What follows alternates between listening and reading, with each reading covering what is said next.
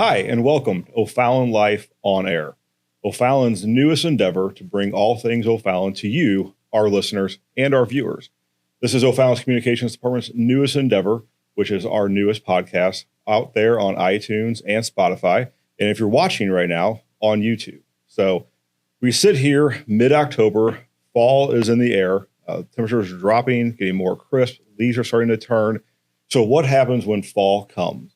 We see fall events, the parks liven up, but also school is back in session. And when school comes back into session, one of those rites of passages, in elementary school at least, is the D.A.R.E program. So for today's episode, we have the fortunate opportunity to sit down with two of O'Fallon's finest officers here, Officer Taylor Bradley and Jessica Misuraca, who are two of our newest D.A.R.E officers in our school. So welcome, and thank you guys for both being here and agreeing to be here.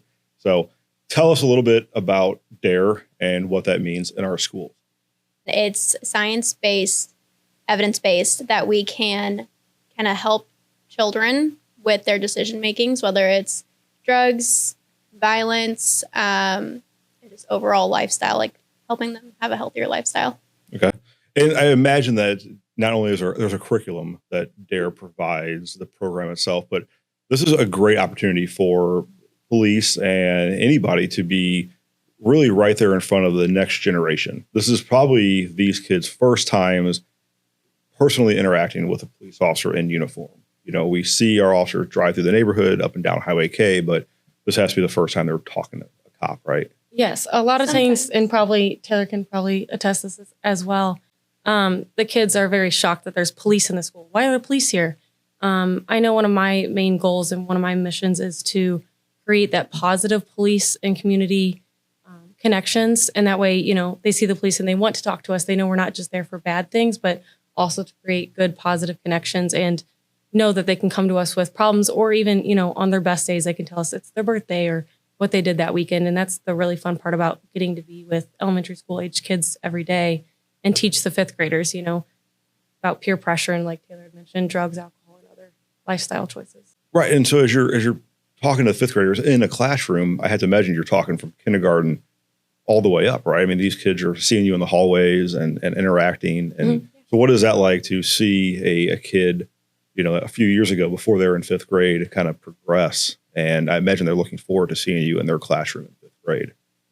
Yeah, a lot of times it'll be, you know, you'll see the younger kiddos and they'll ask, like, why are the police here? And they'll say, well, it's fifth grade. You get to do D.A.R.E in fifth grade.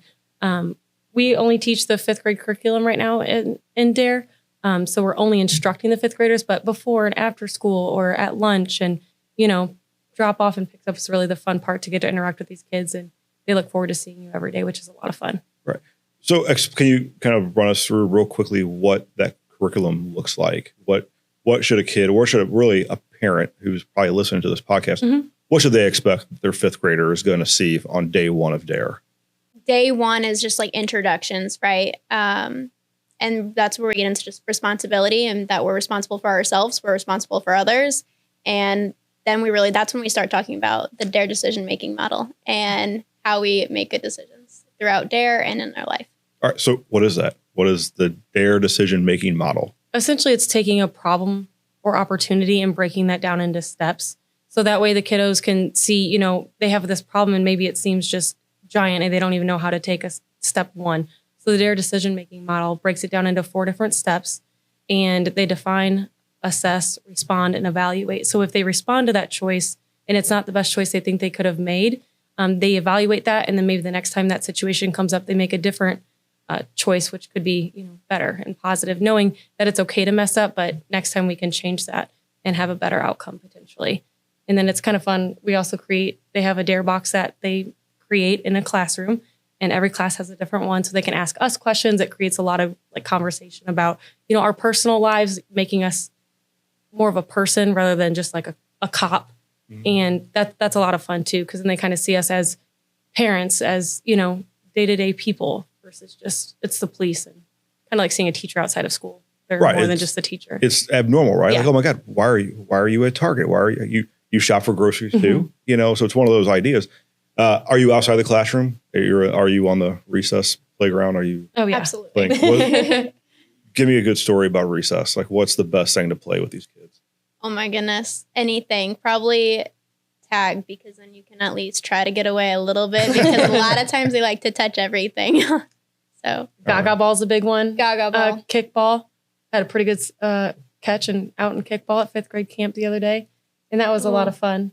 I fell at soccer straight down. It's like, it's never been my sport, but I got to spend a couple weeks at 5th grade camp. So every school does it at a different time in between different schools, as is Taylor. And that was a lot of fun, just getting to know these kiddos outside of the classroom, and, at the sports and at the Birds of Prey presentation, just kind of, having fun and being outside. Yeah, so you just teased up my next question for you guys. We have 2 D.A.R.E officers for O'Fallon Police Department. How do you guys split up the schools? How is that? Is there a system, or you just bounce around? I'm kind of down at the south end, so I have 6 schools. And then I'm the north end of the town, and I have 7. 6 of those being which I teach D.A.R.E at. One is a K through 2 school, so they don't have those 5th graders that I get to interact with as much. But I do try to, get over there and make those connections, like you had mentioned earlier, to have them know me from a younger age, kindergarten, 1st, 2nd through 5th grade. That way, you create that bond and that relationship with them. Right. So it is a lot more than just being in the classroom and teaching from a book. It's a lot. You're going to a school that doesn't even have the curriculum yet, and you're hanging out with these kids. So with that, are you guys teaching at each of your 6 schools all the time, or do you split that up throughout the school year? I do 3 in the 1st semester and 3 in the 2nd semester. Okay. Same for you, I assume. Okay. It's a 10-week course or 10-week curriculum. So these classes last, usually you go about once a week is the average. And so over the course of 10 weeks, you teach the whole curriculum, and then you have graduation and all that kind of fun stuff. So like Taylor said, you do some of the schools in the fall and some in the spring. Right. Teaching as a profession, not easy. One of the hardest jobs out there to be a teacher, a classroom teacher. You guys are police officers. What would you rather do? Work as a police officer or you've done both now. Which one is more stressful? Which one's more stressful, or what would we rather do? Which one? Are you shocked? Let me rephrase it. Are you shocked as a police officer? Like, teaching is hard. I think we both have children, similar ages too. So that really helps. Like, we're already coming into this and kind of understanding where their mindset is at. So. I grew up with a mom as a teacher, and so I knew how much time that my mom personally put into teaching and grading papers and doing that all outside the classroom. But getting to know these teachers and the administration within the buildings, the time that these teachers put into the classroom on their off time is just substantial. I mean, we're lucky enough we get to clock out and go home. And there's things to do here and there, but the teachers grading papers and taking care of their classroom and the management that goes into that is just out of this world. They do so much. I was definitely shocked by that. Mm-hmm. So for parents, they're 5th grade, parents have 5th graders. What should they expect if they didn't go through D.A.R.E as a child themselves? Like, how would you explain D.A.R.E to a parent that was asking, what is my kid going to see? Well, again, we're really hitting hard on just making good decisions and how to make those good decisions. And through discussions, you can see them like connecting those dots in their brains as we're talking. Mm-hmm. And then I always tell them at the end of class to go home and talk to their parents about what we learned today. So that way their parents are very involved too. Mm-hmm. And D.A.R.E is a national program. It's a curriculum that O'Fallon as a city and as a police department have bought into that program, but not all police departments do, correct? And so that does mean that we do have in the O'Fallon area, not in our city limits, but some of the schools in Fort Zumwalt and outside of that do not participate in D.A.R.E. Mm-hmm. What would you want to say to those listeners that may not have D.A.R.E in their school? Like, why is this an important thing to incorporate? They're not getting the same quality, right? They're not. This has been around since the 80s, and it's been revamped since it's even been around. They at first it came around because back in the 70s they were having a big struggle with the youth participating in drug activity. Once this got started in California, it kind of grew because it was helping people. But then they realized, okay, we're not maybe having the same issues, or we're not connecting with this kids the same because, things change as time changes, right?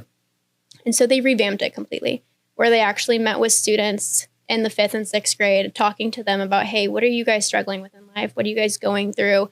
And then these officers and the people who run like the Board of Education kind of all met together and went through this and revamped the curriculum completely. That's why we say it's science evidence-based, because it is. I mean, there's years of studies that's put into this, where other programs that are kind of just started are based off of sometimes just an officer and what he thinks kids need to hear. I will also say with D.A.R.E, a lot of times that people may have the assumption that we're only teaching people and kids to say no to drugs and alcohol. Like, we're going to spend these 10 weeks in the classroom telling these kids to just say no to drugs and alcohol. Don't ever drink, don't ever smoke. And we're doing way more than that. There's one lesson on nicotine and alcohol. And like Taylor mentioned in the beginning, it's a lot about decision-making, peer pressure, social media, bullying, a lot of the things that the kiddos are dealing with from even younger ages than 5th grade, but hopefully giving them those skills and just an opportunity to have those open conversations with their parents and with trusted adults outside of the classroom, and know that, you know, what they're experiencing is not just them. It's, you know, it happens to all of their peers. It's just who's going to talk about it, and hopefully creating, you know, a good conversation between them and their trusted adult. Even like the mental health crisis in America right now, we talk about coping mechanisms. And so it really is an all-around inclusive program. I do hope that our viewers that are listening or watching this podcast right now take that away from this entire conversation, that I don't think I realized that it was so much more than the old standard drug abuse, right? Resistance education, that you're teaching life skills at a very early age, where it's going to start to matter to these kids on how, when they move to middle school and high school, to have this skill set. So I think it's phenomenal. Moving on, tell us about this D.A.R.E essay. So every year we see at O'Fallon City Council meetings, a kid from each of the schools come in and read a D.A.R.E essay to our city council and to the mayor, and it's televised live on air. So tell us about what that is. The D.A.R.E essay just kind of goes through and just outlines, you know, what they learned from D.A.R.E and what they took away from, you know, D.A.R.E. And so there's not a wrong answer. It just gives the kiddos a way to express themselves in what they learned, and hopefully like a letter to themselves, and a letter that can explain what meant the most to them throughout the program. Right. And then did you guys take D.A.R.E as when you were in 5th grade? Mm-hmm. Do you remember that now as you're standing there teaching? And did D.A.R.E shape either of you to sit here in this uniform and be a cop today? Absolutely. I would say so. Just because, I mean, ultimately you are going to be presented with different options growing up, and having that good foundation of, I can say no, and this is how I'm going to say no, and I can move on, and it's okay not to fit in with this crowd because I'll be accepted in another crowd. It's a good learning tool to be able to fall back on. And so when we look forward to, you know, kids look forward to summer break. And so what do you guys look forward to at summer break? The popsicles. So what do you guys do in the summer? When school's not in, what do our D.A.R.E officers do? This was my first summer in community services. So it was the first summer not being on patrol or being on, you know, shift work per se. But I spent my first few weeks, 3 sessions in Safety Town. So that was a lot of fun, teaching the younger kiddos between 3 and 5 years old, basically, or 4 and 6. And that was a ton of fun. I love the little ones, you know, getting to know them and all that fun stuff. And now when I see their older sibling, or they would come and drop off their older sibling and they're in elementary school, you get to know them. After that, we just got to work on patrol and help out the road, which was a lot of fun, you know, working with the officers that we worked with before we went to community services. Personally, that's what I did. Sometimes we'll go to daycares and read to the little ones just around the area. So if you know anyone who needs us to go to their daycare, give us a call. So I think you just told the whole community.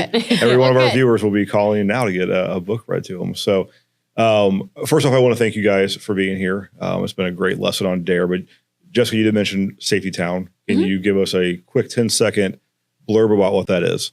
So Safety Town's a program that is for the younger kiddos, like I said, between like 4 and 6-ish, 4 and 5, teaching them basic safety skills, crossing the street, knowing their phone number, knowing their address, knowing their parents' phone numbers, and knowing what 911 is for, and knowing what the police are for, firefighters, paramedics. It's just a lot of fun, once again, to just create those positive community relationships and giving those really, really important skills of, you know, knowing phone numbers and addresses before an emergency would happen. That way they, their foundation is clear. And the Safety Towns program that O'Fallon police have been putting on for years. decades. Yeah. And it fills up very quickly within hours of all the sessions between both now Fort Zumwalt School and Winsville School District are now both participating. Yes. So would you come back later on, maybe after the winter, before Safety Town starts in the summer, and give us a story or explain more to our listeners what Safety Town is and how they can get their kiddos in there? Oh, sure. I appreciate it. So we did mention the D.A.R.E essay, and it's a big piece of what D.A.R.E is for these fifth graders. So when we come back, we're going to be joined by Festivals Coordinator Jenna Backhaus from our Tourism and Festivals division to talk about what's going on this fall. But before she comes, we're going to go to commercial break. And on the way out, we're going to show one of this past year's D.A.R.E essay winners at one of our council meetings. So take a look at this. Let's talk about some D.A.R.E lessons I think will help you. First of all, I want to talk about Lesson 1, the importance of responsibility. It taught me how I am responsible for my actions. Officer Brian told me that it was important to take responsibility for my actions and to be a good person. Good people treat themselves and others with respect. They make choices that will have a positive effect on their life and the world around them. I hope you are making responsible choices that will help you reach all the goals you have set for yourself. D.A.R.E Lesson 3 taught me that all choices have consequences, good or bad. Staying away from drugs and alcohol will be very important to keep your body healthy and fit, especially if you want to keep playing soccer at a high level. Your choices don't only affect you, though, they can affect others too. If you get tied up in drugs or alcohol, you may influence others to make bad choices that will negatively affect their lives. Making choices that have a positive impact on yourself and others will keep you on the path to success. In D.A.R.E Lesson 6, we learn to communicate with confidence. When you make good choices and you see positive consequences, you will gain the confidence you need to stand up for what you know is right. If you're confident on the inside, then you will show confidence on the outside as well. You will have a good posture and you will speak clearly. This will help make the people around you view you as a leader, make them less likely to pressure you or bully you, and give you the opportunity to be a positive role model. I challenge you to use these D.A.R.E lessons to help you stay healthy so you can still play soccer and follow your dreams. Staying healthy is important for whatever you decide to do, but remember, be safe and be responsible.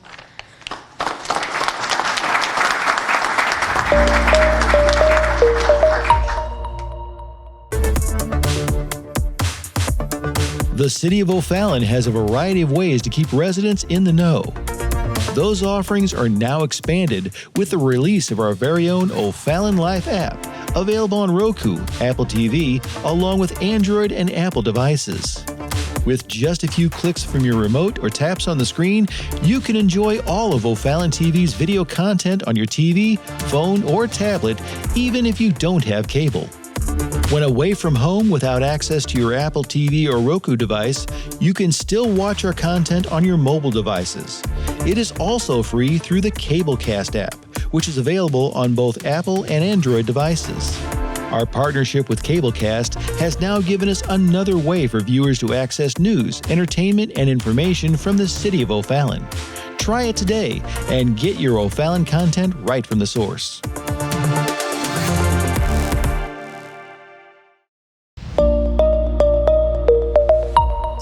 Welcome back, O'Fallon Life on Air. As promised, we're joined by Jenna Backhaus, Festivals Coordinator for O'Fallon's Parks and Recreation, Tourism and Festivals Division. Jenna, thank you for being here. Thanks for having me. And as we said in the first part of the segment, it's October, it's fall, and it's all things fall activities. So you're here to talk about that. So tell us first, what does Tourism and Festivals do for the city? Yeah, so our main function is to plan all of the festivals and events that you see within the city. So some of our like highlight reel ones, if you will, the Jam and Summer Concert Series, Heritage and Freedom Fest, and everything that goes along with that, the parade, our food truck events, and then also Celebration of Lights, which is it's getting started already, which is wild in October, but here we are. Tell us about Celebration of Lights. Yeah, so Celebration of Lights is, it takes place in Fort Zumwalt Park. We close it down in October of every single year to start setting lights up. It is a mile-long Christmas light display. It's super cool. There's really not a corner of the park that goes untouched by Christmas lights. So a lot of people walk around Fort Zumwalt Park during the year, and they're very familiar with it. And we hack that thing to the gills with lights, and it's super cool. There's some scene displays that get set up and everything like that as well. So it's just a lot of fun. It's a holiday tradition around here. It is a tradition. Yes. So with traditions, how long have we been doing celebration? This is the 34th year. The whole time, always at Fort Zumwalt Park. From my understanding, yes. I don't believe it's been anywhere else. Okay. And Fort Zumwalt Park, an iconic park here in the city of O'Fallon, the namesake of the school district here. Fan favorite. Home of Jacob Zumwalt's fort and the historic Heald home. Tell us how those two structures come into play during COL.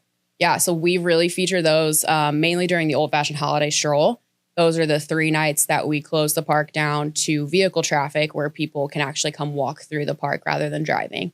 And those 2 buildings are open for tours. So they get a little bit of Christmas, holiday themed decorations in there as well. We try to kind of keep it a little timely to the era that those buildings are, based in. And they are open for tours during stroll. We work with some volunteers called docents that lead those tours.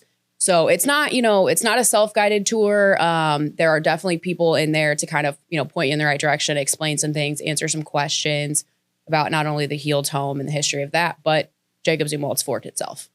Celebration of Lights. It sounds like a massive endeavor annually for 34 years. Yeah. Now, a lot goes into it. For sure. Explain to us what planning looks like. When do you start planning? Is it as soon as the previous year? Come February, you're starting to think about the following year? Yeah, I never really stopped planning for COL. Tell us about that. So I will know what colors of lights will be where next year before the lights come out of the trees this year. I placed the order for Christmas lights in like January or February. So I have to have all of the quantities predetermined, everything like that ready to go for the order almost as soon as the calendar turns. And it, like I said, it never really stops. If it's not, purchasing lights, it's working with the not-for-profit groups that we work with to get all their information or, make sure their scenes are in good standing and kind of things along those lines as well. We usually receive the lights about, I think, August, September, somewhere in there. And we start putting lights in the trees usually within the second week of October. Okay, so we're in that time frame now. Yes. We're setting up for Celebration of Lights. It hasn't kicked off yet because we're now setting up.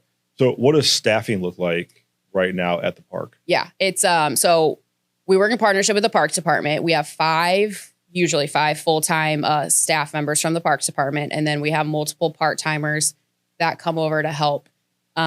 We have boom lifts that the guys are up in the trees, putting lights in the trees. Then we have other guys that are on the ground installing the scenes, things like that. But we run, setup starts, like I said, like the first, second week of October, depending on the calendar. And then it goes all the way until Thanksgiving.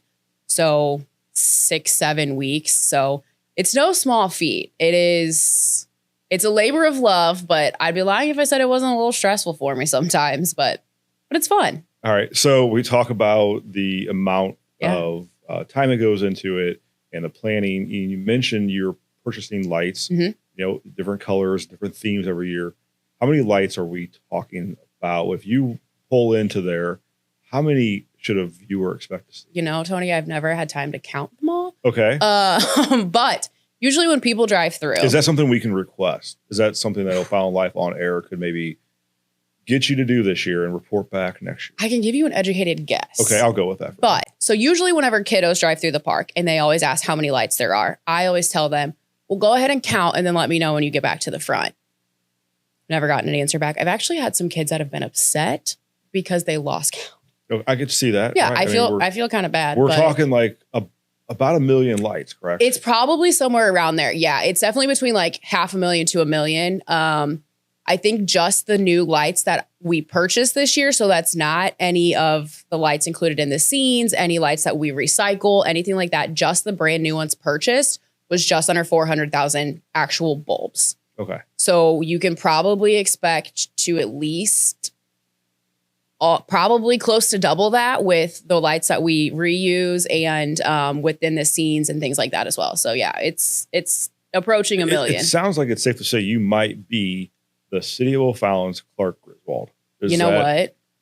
Pretty accurate of what you do up there every year? I will take that. Yes. Okay, fair enough. Sometimes it definitely does have that National Lampoon's effect when we're in there and we flip on like the light breakers and it's quite literally like it just lights up. Yeah, I mean, when you look at it from, I've seen aerial shots from helicopters and it looks like an airport. Yeah, it's cool. Over it. Let me ask you just pop in my head here. Sure. At your own personal house, I'm picturing you have 0 holiday lights because you're just burned out. No, because if I stare at them the whole time, then my house is naked. I'm like, that's boring. But usually I do make my husband put them up. Okay. It's actually kind of a funny story. And Jeremy Wolfmeyer, our park superintendent, loves to remind me of this every year. But when I interviewed for my job, they asked about Christmas lights. And I was like, I don't really do Christmas lights. You do now. I do now. Right? Yeah. Mm-hmm. Yeah. And Jeremy loves to remind me of that. Every year COL comes around. He's like, hey, do you remember? I'm like, yeah, I do. All right. So what are the dates? So folks are listening right now, watching this podcast, and they're hearing about Celebration of Lights. Yeah. Some have probably been going for their 34th time, hopefully. But if you haven't and it's your first time, what do they need to know as far as when it opens, what time of the day, and how do you get tickets to get in? Yeah. So it opens every single year on Black Friday. So this year it's November 28th and it always runs till December 30th. We have the 3 nights of the Old Fashioned Holiday Stroll that we had talked about. Those are December 7th, 8th, and 9th. It's a Sunday, Monday, Tuesday. Okay. All of those tickets go on sale on Monday, November 3rd. So not there yet, but I will say the stroll tickets, they go quick. They are a hot commodity. So if stroll is something that, people listening are wanting to take part in, I would suggest Monday morning, kind of keeping an eye on that. The rest of the tickets, the drive-through tickets, are open-ended. So if you buy one, say with the intent of going on November 30th, something happens, you can't go. You can use it on December 17th. Okay. You can use it any day. So to get a drive-through ticket, it's use it once, anytime while we're open. But the holiday stroll is specific nights. You buy that night. Yep. Okay. If you want to go on Sunday, you have to buy a ticket for Sunday. And to purchase tickets, you go to the city's website, OFallonMO.gov/COL. Yep. To get your both holiday and drive-through. Yes. There's also specialty rides. Tell us about those. Yeah. So we have 3 different kinds of specialty rides. We have a city train that has been around for years. We also have sleigh hay rides, which are a tractor-pulled hay wagon. And then we also have trolley rides, which we have introduced in the past. I think this is the 3rd year we've done the trolley rides. They're a lot of fun, and they're really a way for families to be able to enjoy the lights as a whole. When people come in to drive through, someone's driving. Mm-hmm. So somebody has to be responsible for operating a vehicle, not hitting the car in front of you, things like that. The specialty rides kind of give everyone, like an equal playing field to be able to enjoy the lights, things like that. Train rides are already sold out. They go quick. There's a very limited number of those, so they are sold. But we do have hayride slots available and plenty of trolley tickets. We have a lot of people who love the trolleys because it's enclosed. So it's heated. So for those little kiddos or maybe even some older folks that don't really handle the cold well, they can still, take part in it with the whole family in a little bit more of a, friendly setting, if you will. Yeah. And we talk about the holiday stroll. Mm-hmm. It's closed to vehicle traffic. So there's no drive through those 3 nights.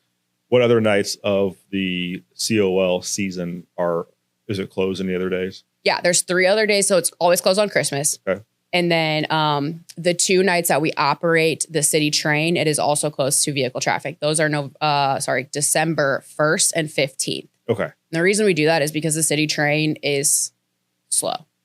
Fair enough. Honestly, it cannot keep up with normal vehicle traffic. All right. So rather than creating a backup, plus then it gives, everyone else a little bit, it's almost more of a little private showing of the lights. So it's pretty cool. Very cool. When you can drive through, you see all these displays. Some of the displays are obviously handled by the city. They put up trees and all that kind of stuff.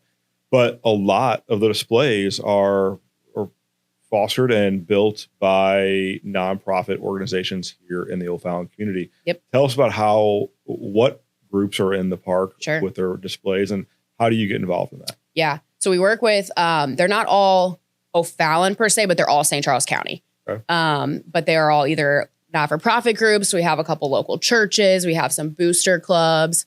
Some of them are long-standing. Sorry, I didn't mean to bump this. We have the Veterans Museum, the Knights of Columbus. We have, I think, 2 or 3 different Boy Scout troops and packs. I'll probably get their numbers wrong if I try to pick those out. But Fort Zumwalt South band boosters actually do a scene that is really, really cool. The local Marine Corps League does a scene. It's Holy Cross Church and Grace United also do a scene as well. So it's civic organizations, nonprofit organizations, Booster and clubs, just churches, boosters groups. F3 Yes, workout F3's group there. is Yep. one of the newer ones. Participate. So very cool. And then also, as far as putting on a display, there are groups that can work at the event. Correct? Tell us more about that and what that advantage is. Yeah. So in the past, all of the groups that set up scenes are also required to work at the gate. So those volunteers that you see when you come into Celebration of Lights scanning the tickets are actually the volunteers from these different organizations. In the past, it was strictly the groups that set up scenes that were allowed to scan the tickets. Since then, we've brought in some additional groups that don't set up scenes. They're only scanning the tickets.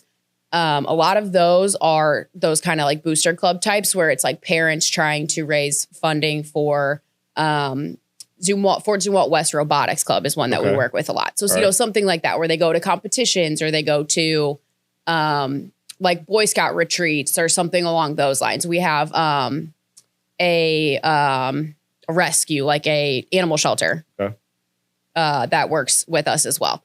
It's not, yes, it's beneficial for us to have them, but really it's a way for the city to give back to organizations around here. It's a win-win. It's the city, we COL needs, volunteers to help run the event. Yes. And it's a way for the groups that need fundraising to get a little bit in return as well. So what a great, it's awesome. What a great civic engagement that both the groups and the city are putting when they on have for the 34th year. Yeah, they have skin in the game too. They want to be there as well. Right. So it's very, very great partnership with a lot of these organizations. And real quick, when you mentioned tickets, this is digital era, right? You purchase a ticket, you get a QR code, and that's what's scanned. You don't need to print anything. You don't need to come pick anything up anymore from City Hall. It's all right there on your phone or your tablet. Yep. Everything's online. And one super cool feature too, is if for some reason the system glitches and you don't get your ticket or anything like that, we can actually look people up by their last name on the ticket. Okay. It's definitely a lot easier if you have your ticket. So that's preferable, just to scan really quick. But in a pinch, we've had people call and are like, oh no. And we're like, no, it's okay. We'll look you up. We can manually check you in. No big deal. So definitely a nice little kind of fail-safe feature we have on our ticketing. All right. Well, I gotta tell you, I've been to it numerous times over the years. Look forward to it going again this year for 2025, and then for hopefully 34 more years after this. Anything else you'd like to explain about COL that we didn't talk about, or any other events that Tourism and Festivals is putting on this year? Yeah, we do. I will. We have our tree lighting ceremony coming up on November 19th. I believe it's a Wednesday. And that's here at O'Fallon City Hall. Yes, that's at City Hall. That's always a fun one. Mayor Hennessy, I think he would say HFF is his favorite, but I like to think it's the tree lighting ceremony. So he always lights the tree. You'll see your favorite North Pole resident there. You can get your pictures with Santa. There's some kiddos activities. There's some like little vendors that you can do some shopping in, things along those lines. So it's a Wednesday night. It's 6 to 8 p.m. It's just a cute little. A great way to kick off the holiday season. The tree lighting, holiday market to get some holiday shopping in here at and the City tree Hall. looks great always. The tree is always a highlight. Yeah. So, all right, Jenna, thank you for being here on this episode of O'Fallon Life on Air. And as promised, we'll have more information coming soon about Celebration of Lights. Yeah. But before we end, we are going to show you a little bit more information and a promo for Celebration of Lights. So please enjoy. It's that time of year again for O'Fallon, Missouri's annual Celebration of Lights at Fort Zumwalt Park. Celebrate the holidays and make family memories with twinkling lights and timeless traditions. Get your tickets at OFallonMo.gov. Let's dive into what the City of O'Fallon has in store for you, your family, and your friends. Hay rides at Fort Zumwalt Park started October 10th and run through October 26th. Book an old-fashioned tractor-pulled hayride through historic Fort Zumwalt Park and gather around a bonfire afterwards to snack and socialize. Go to OFallonMo.gov/parks for more information. This Saturday, October 18th, O'Fallon residents may dispose of items too large to fit into their trash containers by bringing it to the city's waste transfer station. This service is free for residents. Go to OFallonMo.gov/recycling for more information. This Saturday, October 18th, join O'Fallon Police Department for their trunk or treat at Fort Zumwalt West High School parking lot. Come hang out with the O'Fallon Police Department at their annual trunk or treat event. It's always a spectacular time filled with candy, costumes, and community fun.